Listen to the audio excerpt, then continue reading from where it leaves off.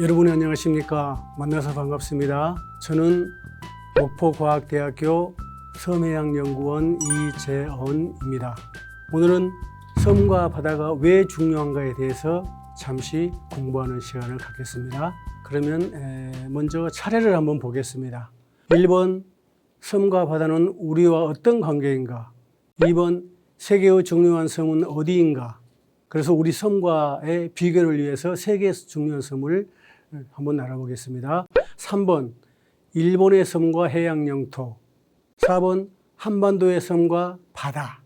이 한반도에는 3,400개의 섬이 있고 그중에 사람이 살고 있는 섬은 446개입니다. 5번, 우리나라를 대표하는 섬은 어디인가? 6번, 전통시대의 섬의 가치는 무엇인가? 7번, 현재의 섬은 어떤 곳인가? 8번, 결론. 이런 순서로 한번 공부를 해보겠습니다. 지금 현재 국내적으로 섬의 가치가 매우 높아지고 있는 실정입니다. 그러니까 예를 들어서 우리나라는 독도라는 섬이 있는데요. 독도는 관광자원뿐만 아니라 지하자원이 널려있기 때문에 일본과 마찰을 빚고 있습니다. 일본은 청일전쟁 이후로 독도를 자기 나라로 편입해가지고 지금까지 자기네 땅이라고 이렇게 오게 되고 있습니다. 그 다음에 여러분은 아실지 모르겠지만 제주도 마라도에서 149km 전방에 있는 이어도라는 섬이 있습니다. 그러니까 이 섬이 아니고 암초인데 암초 위에 해양과학기지를 만들어가지고 해양연구와 기상 관측을 하는 중요한 섬이 이어도 섬입니다. 이어도뿐만 아니라 강원도에도요 해양과학기지가 있고 또 백령도 근처인 소청도에도 소청과학기지가 있는데 거기도 다 암초 위에 기지를 설치해서 해양과학기지로 만들었습니다. 그 다음에 이제 국내적으로 굉장히 이슈가 되고 있는 섬이 센카쿠 열도, 중국말로 다이다오 섬인데 그 섬이 지금 치열하게 중국과 일본이 다툼을 벌이고 있습니다. 그 다음에 남사군도 분쟁, 포클랜드 분쟁이 지금 있었는데요. 남사군도는 어디냐면 남중국에 있는 조그만 그런 무인도인데요. 6개 나라가 지금 현재 분쟁을 벌이고 있습니다. 여기에 지도에 나오는데 빨간 줄이 있는 데가 중국이 자기네 해양 영토라고 그러면서 그 영유권을 주장하고 있습니다. 우리가 보기에 말도 안 되는 그런 선을 그어놓고 억지를 벌이고 있는데 그래서 베트남, 말레이시아, 브루나이, 필리핀, 대만이 지금 박터지게 싸운 것을 볼 수가 있습니다. 그 이유는 뭐예요? 그 주위에 어마어마한 어업자원이 있고 또 지하자원 때문에 영토 분쟁을 벌인 것을 볼 수가 있습니다. 그 다음에 또 이제 쿠릴 열도가 있는데요. 1854년에 러시아와 일본이 조약을 맺어가지고 이제 그 쿠릴 열도 4개 섬이 일본 거라고 그렇게 했는데 돌려주기로 했는데 지금까지 돌려주지 않고 있습니다. 홋카이도 맨 가까이 있는 쿠나시라라는 섬이 있는데요. 그 러시아의 메드베데프 대통령이 그 섬을 방문할 정도로 러시아는 섬에 대한 집착이 강한 것을 볼 수가 있습니다. 그럼 우리나라에 대표하는 섬을 한번 잠시 보겠습니다. 거문도 하면은 모르는 사람이 없을 정도로 이 섬을 잘 압니다. 이 거문도는요, 1885년에 영국이 2년간 무단 점령한 그런 섬인데요. 그 점령한 이유는 뭘까요? 소련의 남진을 저지하기 위해서 영국 함대가 2년간 정박을 했습니다. 그러니까 소련은 북쪽에 있기 때문에 부동항, 얼지 않는 항구를 찾기 위해서 굉장히 노력하는 중에 지금 남진을 계획하고 있는 것을 무력화시키기 위해서 영국이 저기서 이제 2년간 있었습니다. 거문도를 보면요. 방금 나온 그 섬이 가운데 있는 섬입니다. 양쪽에는 동도, 소도라는 섬이 있는데 그 가운데가 천해 항구입니다. 그리고 이 주위에는 삼지뿐만 아니라 어업자원이 대단히 많고요. 그 다음에 거문도 바로 옆에 백도라는 섬이 있는데 그 백도는 우리나라에서 가장 아름답고 멋진 섬이 있습니다. 여러분도 시간 나면 한번 사진으로 보시고 관광을 가시면 좋겠습니다. 자, 그러면 섬과 바다는 우리와 어떤 관계가 있는가? 어떤 밀접한 관계가 있는가에 대해서 잠시 말씀을 드리겠습니다. 로마의 철학자 키케로가 있었는데요. 이 사람 유명한 사람입니다. 그 사람이 뭐라고 했냐면요. 바다를 지배하는 자가 세계를 지배한다. 그렇게 말했습니다. 그러니까 그 당시에는 지중해가 세계 중심지 바다로서 그 지중해를 지배한 나라가 이제 유럽과 아프리카와 아시아를 지배하기 때문에 그런 말을 했습니다. 이 바다는 항로와 해상권의 장악이 한 국가의 영향력을 넓히는 중요한 수단입니다. 뿐만 아니라 바다는 외부와 연결되는 중요한 통로가 바로 이 바다인 것입니다. 바다 그 자체로 막대한 자원과 부를 제공하는 것입니다. 방금 키케로가 바다를 지배한 자가 세계를 지배한다고 말했죠. 이 말을 다시 풀어서 미국의 유명한 해군 제독인 알프레드 만이라는 사람이 이렇게 말했습니다. 바다를 지배하는 자가 무역을 지배하고 세계의 무역을 지배하는 자가 세계의 부를 지배하며 마침내 세계 그 자체를 지배한다. 그렇게 말했습니다. 미가 가는 그런 대목입니다. 바로 그 당시만 해도 미국은 청나라보다 못한 그 해군력을 가졌는데 이 알프레드 만의 이런 그 주장에 대해서 동조하고 해군력을 키워가지고 영국 다음으로 강한 나라가 된 그런 예가 있습니다.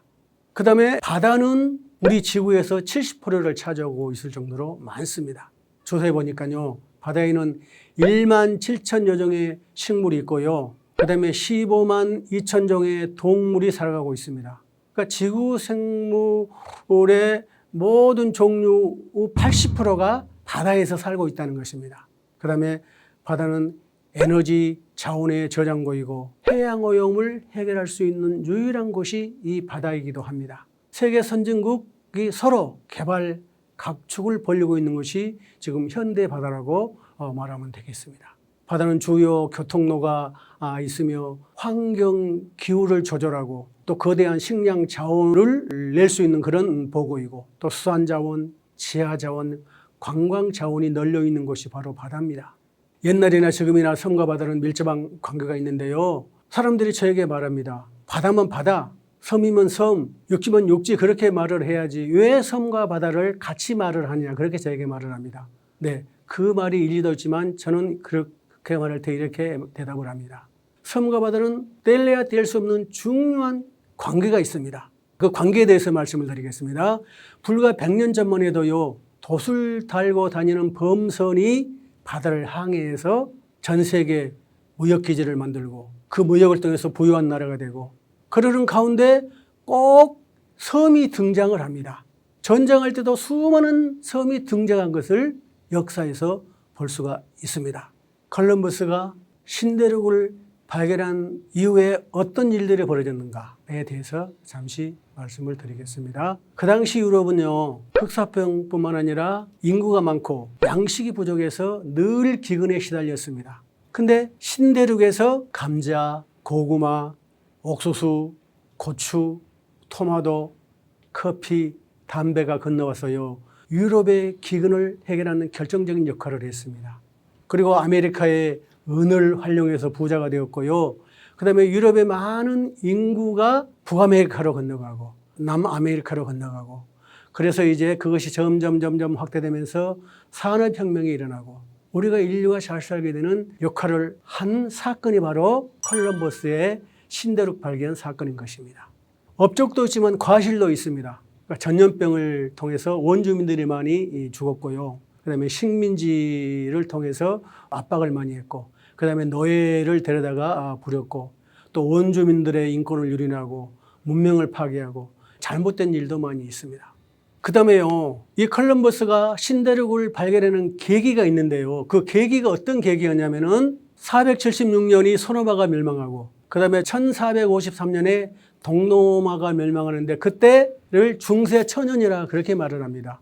근데 기독교 국가인 동로마가요, 이슬람 메흐메트 2세 21살 먹은 그 술탄에게요, 그 3중 2중으로 된 이스탄불 그 성을 7주 만에 무너뜨려 가지고 이제 이슬람이 통치를 합니다. 그때 유럽이 탄식을 하면서 이제 마지막 때가 왔구나. 이제 세상이 종말이 왔구나. 그러면서 탈출구가 생겼는데 바로 그것이 바로 태양의 시대를 열었다는 것입니다. 그때요, 향신료가 굉장히 비싼 값에 팔렸는데 그 향신료가 있는 이유가 뭐예요? 그 당시에는 냉장고가 없었잖아요. 전기가 없으니까 소고기, 돼지고기, 닭고기가 썩어요. 그러니까 이 향신료를 뿌리면 부패를 방지하고 맛이 있으니까 인도와 동남아에서 나는 이 향신료가 유럽에서 비싼 값에 팔려나가는 거예요. 그런데 오스만 제국이 동남아를 무너뜨리고 차지해서 중간에 위치하다 보니까 후추가격이 100배, 200배 올라가니까 할 수 없이 이제 여러 가지 탈출구를 찾아서 바로 이제 시작했던 것이 대항해 시대인데, 바로 대항해 시대 때 컬럼버스, 마젤란 그런 사람들이 등장한 것을 볼 수가 있습니다. 여기 그 지도에요, 대서양이 나오는데 이쪽에 포르투갈이 나오고 그 뒤가 스페인인데, 스페인에서 1492년 컬럼버스가 4개의 배를 타고 건너와서 산살바도르, 도미니카共和国, 아이티, 바하마 이런 섬들을 발견을 합니다. 이 대항해 시대가 열리면서 인류가 잘 사는 계기가 됐다고 말했습니다.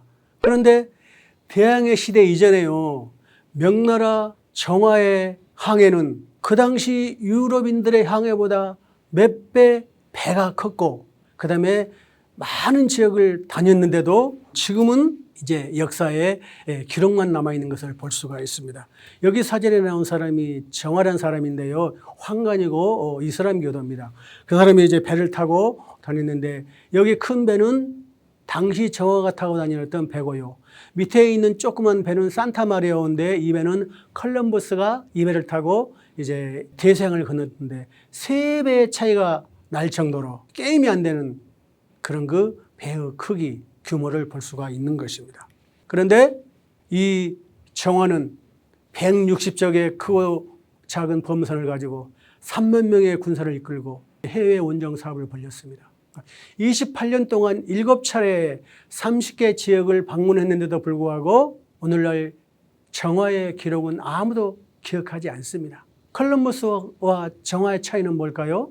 컬럼버스는 인류 발전사에 공헌하는 데 지대한 역할을 했을 뿐만 아니라 정화는 그런 공헌을 전혀 하지 않았고, 그래서 역사에만 남아있는 것을 볼 수가 있습니다. 원래는요, 동양이 서양보다 훨씬 더 잘 살았고, 또 서양보다 먼저 항해를 나섰던 것이 동양이고, 땅이 넓고 물자가 넘치고 풍부하니까 바다는 필요 없다, 바다는 오염하다, 그런 논리를 가지고 바다의 문을 닫아버렸습니다. 그러는 사이 서양은 계속 바다로 진출해가지고 세계 곳곳에 섬과 중요한 항구의 해상 네트워크를 만들어서 무역을 함으로 말미암아 이렇게 우리 세계가 지구촌이 되고 잘 사는 계기가 되었다는 것입니다. 또 대항해 시대를 열게 하는 그 인물이 한 사람이 있는데요, 그 사람은 누구냐면 포르투갈의 에니케 왕자라고요. 이 사람은 쭈앙 2세의 3번째 아들인데 왕이 되지는 못했지만 별명은 해양 왕, 항해 왕, 그렇게 별명이 붙었습니다. 그 사람은 항해학교를 세우고요, 천문과 또 항해술을 연구하고 조선술을 연구하고 배를 만들어가지고 맨 처음에 다른 나라도 시도하지 않았던 이 일을 했는데, 디아스라는 사람이 1487년에 아프리카 희망봉까지 갔다가 다시 이제 돌아옵니다. 그 다음에 바스코 다마가라는 사람이 있는데요, 그 사람은 희망봉을 돌아서 1498년에 인도에 도착합니다. 이 사람이 인도에 3번 갔는데 인도 항로의 개척자, 컬럼버스가 대서양을 건너는 3배 거리가 인도입니다. 그러니까 인도와 그 근처는 향신료가 많기 때문에 향신료 무역을 통해서 아주 제국의 제국이 된 그 당시 포르투갈이 있었다는 것입니다.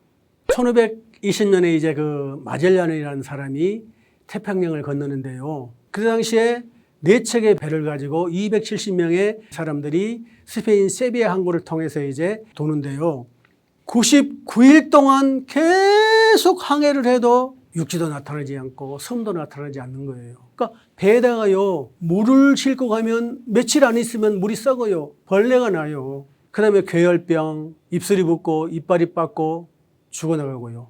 풍랑, 암초, 거대한 파도, 그런 모든 어려움을 이기고 99일 동안 태평양을 건넜는데요, 맨 처음에 만나는 섬이요, 괌도요, 괌도. 거대한 바다에 폴리네시아 섬들이 많이 있었습니다. 그런데 괌도를 만난 거예요. 그래서 괌도에서 물도 싣고 바나나 먹을 거 싣고 그러다 필리핀 왔다가 다시 이제 돌아오는데요, 어쨌든 필리핀이 그 위로 스페인의 식민지가 된 것을 볼 수가 있습니다.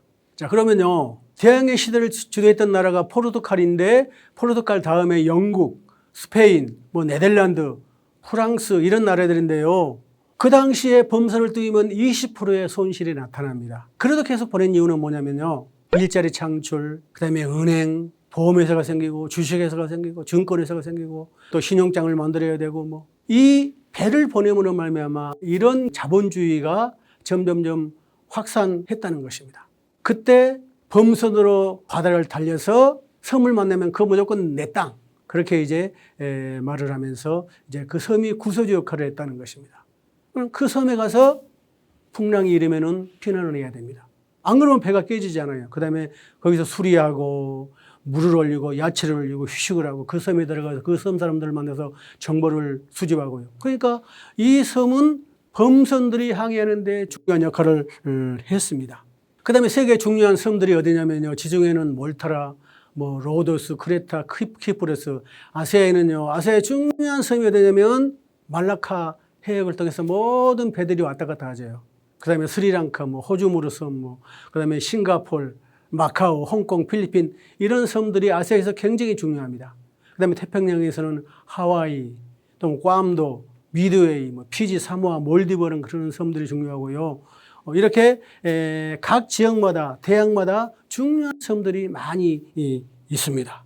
이제 일본의 섬과 해양 영토는요, 육지의 14배가 바로 이제 일본의 해양 영토입니다. 왜 그러냐면 청일전쟁 때, 또 러일전쟁 때 승리했잖아. 그러니까 임자 없는 섬들, 사람들이 중요하게 여기지 않는 그런 무인도를 모조리 자기네 나라로 편입해가지고 지금은 이렇게 해양 영토가 넓어진 것을 볼 수가 있습니다. 중국 코앞에 있는 그 센카쿠 열도도 자기 섬이라고 우기는 것을 우리가 역사를 통해서 알 수가 있습니다.